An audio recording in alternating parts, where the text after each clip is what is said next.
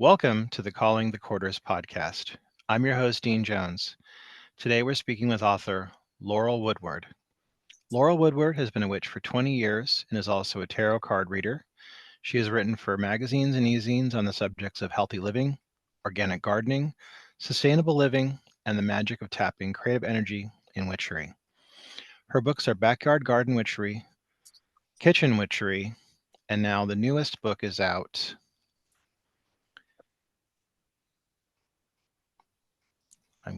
Wellness Witchery, a magical approach to nourishing the mind, body, and spirit.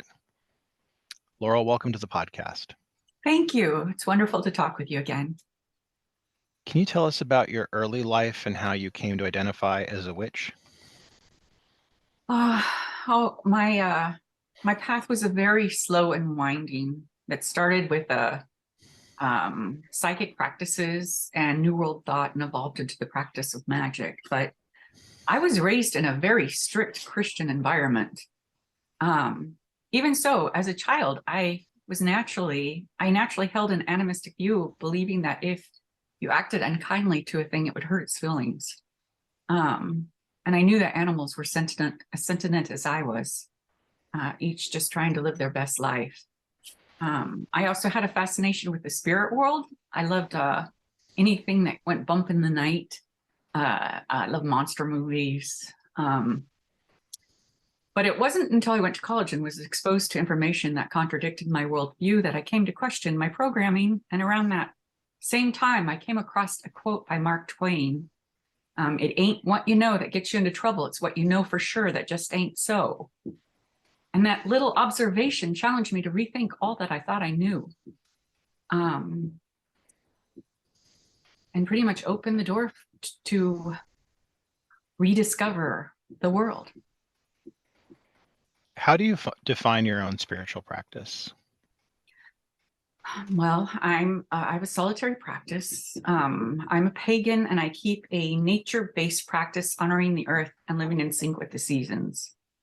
I embrace mindful living, and I believe that if we set an intention and do work mindfully, it elevates the work, no matter how mundane, into ritual. Nature's the center of my practice. I talk to my house and I work with wild energies of the land spirits.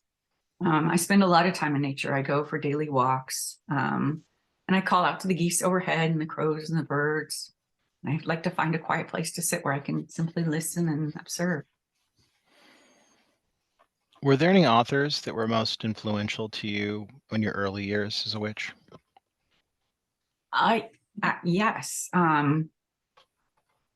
At first, it was the psychic authors, Echo Bowden, Diane Scaffey, and Stacy Wolf. And I learned all about meditation and controlling thought and listening for your inner voice and developing your intuition.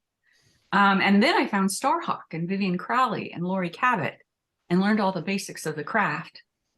But it was really Deborah Blake that brought me to where I am now, because she introduced the idea that magic can be in the mundane and that everyday living could become a magical act itself.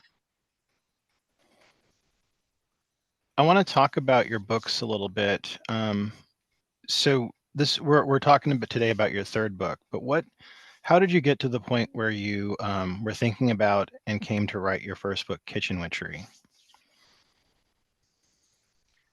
Well, I've always been a writer.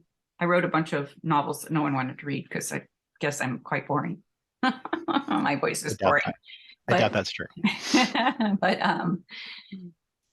as I kept my garden, I collected lore and history of different plants, and I amassed this big tome.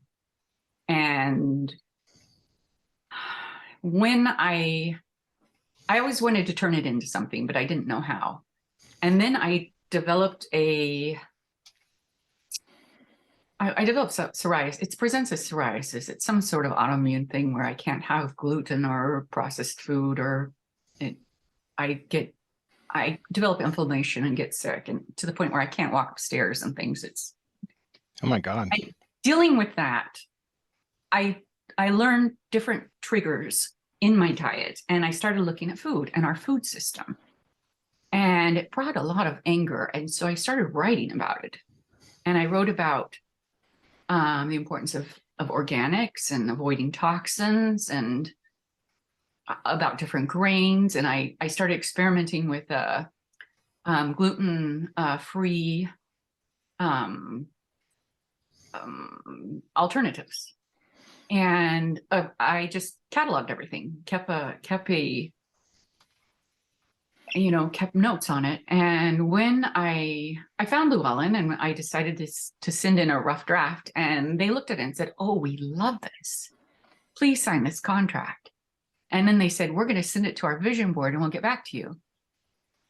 And they completely redid it and gave me all these notes to reorganize it in such a way where it turned into this wonderful, interesting book. What's been your experience working with Llewellyn? I've talked to many of our guests about Llewellyn Publishing and how they've changed over the years. What has been your experience with them as a publisher? Well, I firmly believe that I would not be published if I had not found the editors I have. I have two amazing editors, Heather and Lauren, and I can give them this content I have, and they can say, "Okay, this has potential, but we need to reorganize this, and you need to add this and cut out this and fill in this." And through their guidance, I have ended up with 3 books that I'm really proud of, and they seem well liked. The reviews on this new one are the best ever. The books are really beautiful. I like how they are very singular in their design. And if you've seen one of your books, you can kind of tell that they're yours at the bookstore. Like when you see them immediately, you know, this is a Laurel Woodward book. How much input did you have on that? And how do you like the end result of all 3 books? I love it. And I did not have any input other than to say, "It's beautiful. I love it." I suppose I could have, but the things they presented me were just wonderful. So I was very happy. I'm very happy with the whole of Llewellyn's process. They're wonderful at marketing. They can get your books to the sellers. They really support the author in every way you could think of. Your new book is, and it's out today as of this recording, Wellness Witchery, A Magical Approach to Nourishing the Mind, Body, and Spirit. Can you talk to us about this book and how you came to conceptualize it? Okay, for my 3rd book, I had material for, but I couldn't figure out how to organize it. At first, it was a book on energy with meditation, all this stuff. And I kept thinking, this has all been done before. This is so dull. It's not new. And then it morphed into a bath magic book that I just still wasn't finding my feet on. And I did a panel with Llewellyn. It was the Yule food one. And one of the people asked me how the whole pandemic had changed my practice. And it got me thinking.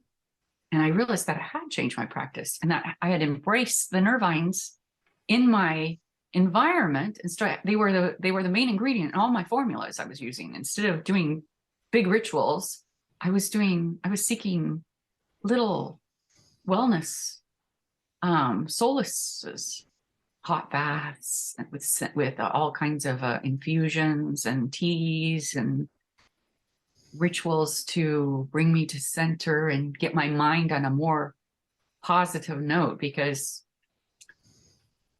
that was just a rough time, I think, for everyone. Anyway, I wrote a book about these. My practice has changed. I'm using plants. You can use plants too. This is how you talk to a plant.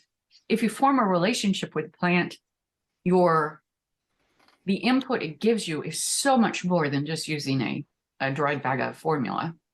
And these are the plants I'm using right now. This is how you grow them. This is how you harvest them. This is how you store them.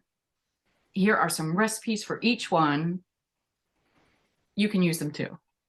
And I sent that in, and Heather immediately said, "Well, take out all this plant stuff, stick it in the back under in an appendix. Get rid of how to grow and get rid of all that stuff. Pull out all the recipes and write me a chapter on anxiety, sadness, relaxation. She gave me like 13 chapters and said, you have 6 weeks. And I went, okay. And with Lauren's help, I did it. And you get this gorgeous book. Totally different than what I turned in, but I love it. I think it's my best one. So it's like I have 3 co-authors and they're only giving me credit, but really Heather and Lauren are just as responsible because it's their insight that's crafting these beautiful volumes. In your book, you talk about integrating a magical mindset in your daily life. Can you talk about this a little bit and tell us what it means to you? That is my whole identity. Is I view the world through a magical mindset. I always have. I see so much more than just the flat reality. I think nature is alive and full of spirits. I think we share this reality with a lot of everything around us, seen and the unseen. If you adopt a magical mindset, your whole life becomes enchanted. I like that. Can you talk a little bit about plant allies? There's something you discuss in the book, and I'd like you to talk about them for our audience. I work with a lot of plant allies, and how you make an ally is you treat the plant as a person you're meeting. You talk to it, you greet it, you tell them what you want to use them for and what you're hoping to learn, and you ask their permission. And then you work with the plant. You nurture it and give it what it needs. You leave it offerings. You meet with it and build a relationship. And the whole time you're experimenting with what you can do with it, how its energies can complement your practice, what you can make out of them, how you can combine them with other things, how you can use them. Lately, I've been working a lot with lemon balm because it grows crazy up here and I have tons and tons of it and it tastes great. You can drink it, you can eat it, you can put it in your bath, you can burn it. It's just really, really easy to use. It's got such a great smell too. Yeah, it has a great smell and it's uplifting. Its energy is uplifting and gentle and joyous, calming. It's a very nice plant. For our listeners who are not familiar with some of these terms, can you explain to them what the difference is between balms, salves, and tinctures? Okay. Well, a balm is really something to soothe your soul. It can be a salve, but it can also, like lemon balm. They called it a balm because it soothes your emotions and your feelings. It's a balm. It's one of the mint family. But a salve you usually create using. I like to use coconut oil because it solidifies into a nice salve that you can. It's hard, or a coconut oil beeswax. A lot of people use shea butter. I haven't tried that yet. That's interesting. I like shea butter. I love shea butter. Actually, it is one of the oils that will melt at skin temperature. And a tincture. Well, an infusion, it's just a tea. You brew a tea. A tincture is stronger.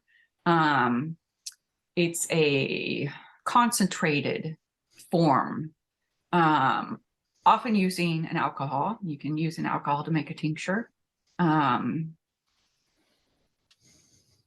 You could probably, I think you can use an oil to make a tincture too, though. But most of mine are alcohol-based, just simply because it's safe, it lasts, it's easy to use, it's easy to create, it's cheap. Yeah. Inexpensive, I should say. It's inexpensive. What advice would you give to somebody who is new to making self-care products for themselves and their loved ones?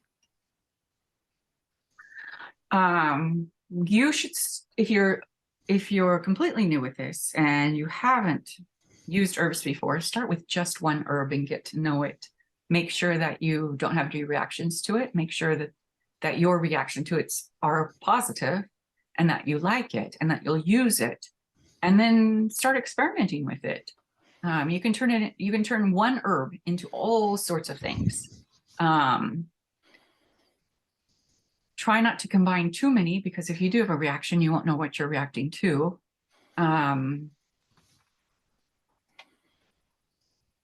Start simple. That's the best advice. Start simple and make small quantities to see if you will actually use it and like the thing you're making.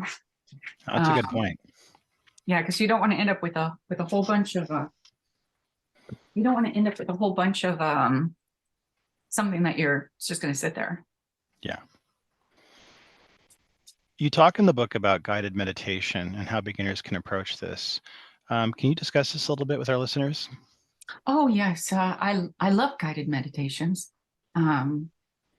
They're actually quite fun, and you don't have to do them in a group. You can pre-record your own and then listen back to it. And basically, it's imagery to help you journey.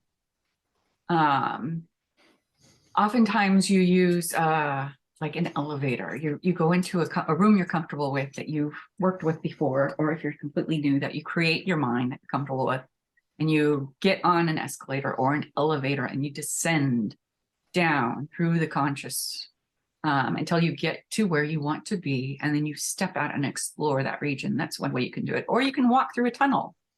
You can follow a wooded path. You could swim through a river. There's all kinds of ways you can do it. But guided meditations are nice because they give you a path to follow where you're actively descending into your conscious to work on a specific thing. Usually they say, okay, this is a past life regression, or this is a meet your spirit ally, or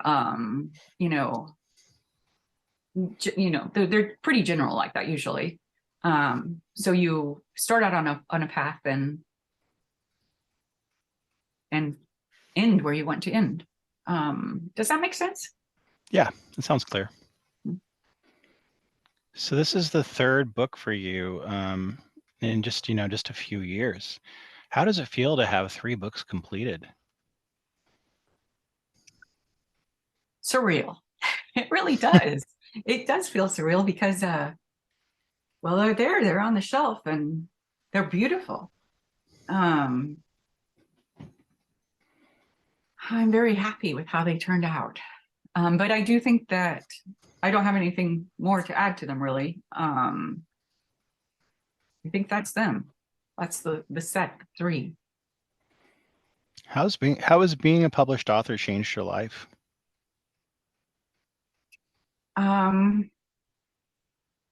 Well, it's opened me to a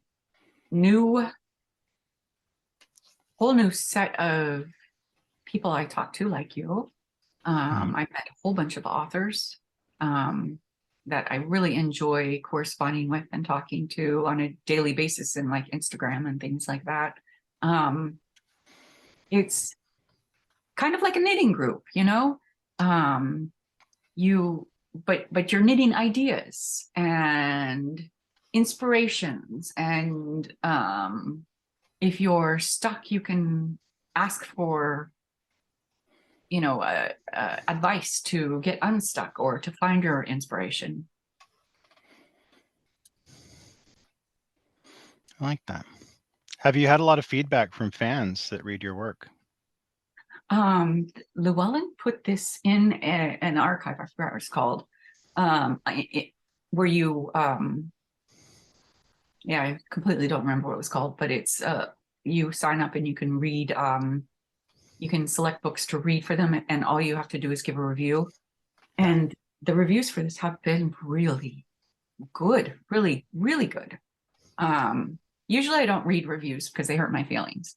Yeah. But I did look and I just came across it one day and I went, wow, it's out there already. And I read them and I was very, very pleased. Nice.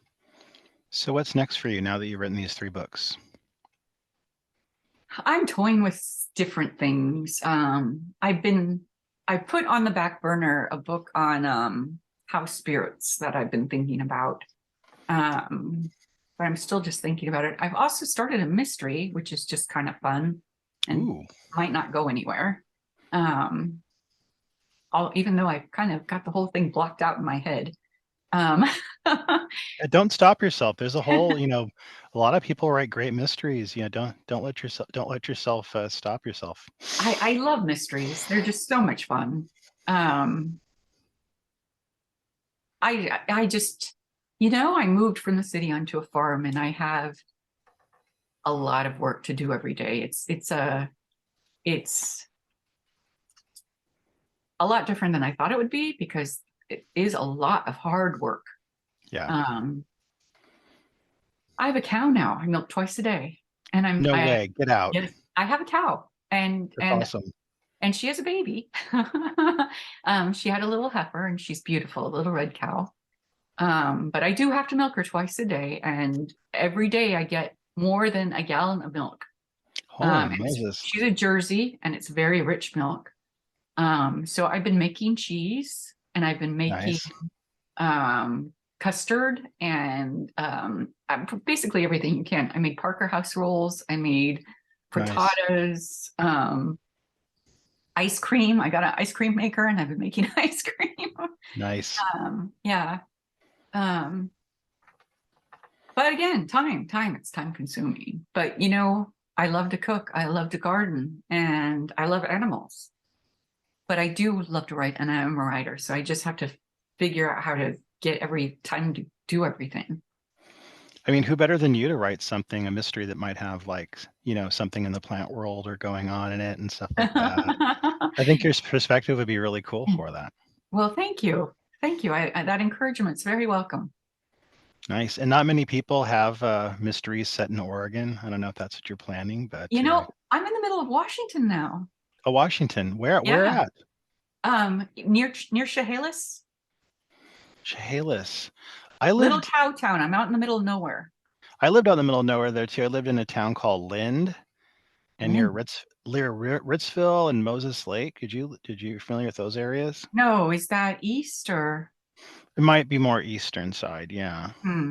I don't know that area at all. Yeah, Washington's pretty huge. I mean, there's a lot of little towns there. Yeah, a lot of it's very uncharted for me. Yeah. A lot of little towns that you blink and you pass them by. Yeah. I think I lived on the side that was closer to Spokane. Oh, I'm in the middle of nowhere. It's 30 minutes to Chehalis or 40 minutes to Longview. Okay. I think I know where Longview is. Yeah. So if I want to go shopping, it's a journey. A lot of cattle out there. Yeah. Oh yeah. A lot of cattle. You're lucky you're not living there. Go ahead. And sheep. A lot of cattle and sheep. Oh yeah. And goats. Yeah. People have goats here. Yep. Yeah. We had sheep when I lived there, and they're little escape artists. Those things drive me crazy. Yeah. I have 2. Yeah. I have 2 goats, 2 sheep, and 2 cows. Wow. That's a lot. I was going to do chickens, and I really wanted to do chickens. We experimented with 2 and found out that my youngest dog is a prey animal, and oh yeah. Couldn't have them. She would kill them. Keep retrieving them. They think they're doing a good job. Look, I brought you a chicken. Yeah. So we couldn't do that, but maybe someday. Yeah, we had that problem with peacocks. Our dogs kept bringing us the peacocks, and we're like, you're not supposed to be doing this. Oh well. Laurel, it's been lovely talking to you. What's next for you? I think we just. I am not sure. I am playing with several ideas, but. Okay, sounds good. Well, it's been wonderful talking to you again, and I really wish you all the success for this new book, but I don't think you need it. I think it seems to be getting a lot of good reviews, and I think it's going to do very well. And it's going to look so lovely next to your other books as well, too. Thank So you. Thank con- you.